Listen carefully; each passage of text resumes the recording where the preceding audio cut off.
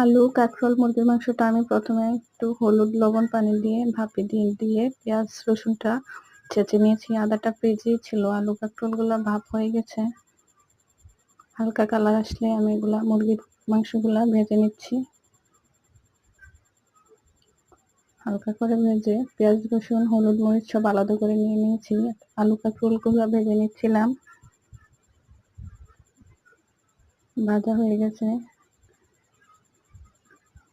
তাহলে পেঁয়াজ রসুনগুলো আগে দিয়ে দিয়েছি, হলুদ মরিচ মশলা দিয়ে একটু পানি দিয়ে নাড়াচাড়া করে কষিয়ে নিলাম।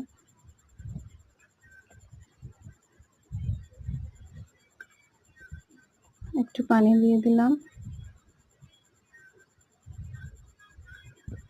আলু কাঁকরোল দিয়ে মাংস আমি একদমই পছন্দ করি না। আব্বু খেতে চেয়েছে কাঁকরোল দিয়ে, আমার হাতটা রান্না করলে নাকি ভালোই লাগে, যদিও আমি বলি নাই। একটু নাড়াচাড়া করে কষানোর পরে পানি দিয়ে দিয়েছি। যেহেতু এগুলোতে একটু হাড্ডি মাংস আমি বেশি নিয়েছি, সেদ্ধ হওয়ার জন্য মাংসগুলোও আমি একসাথে দিয়ে দিয়েছি। হালকা না সেদ্ধ হওয়ার পরে দেখছিলাম সব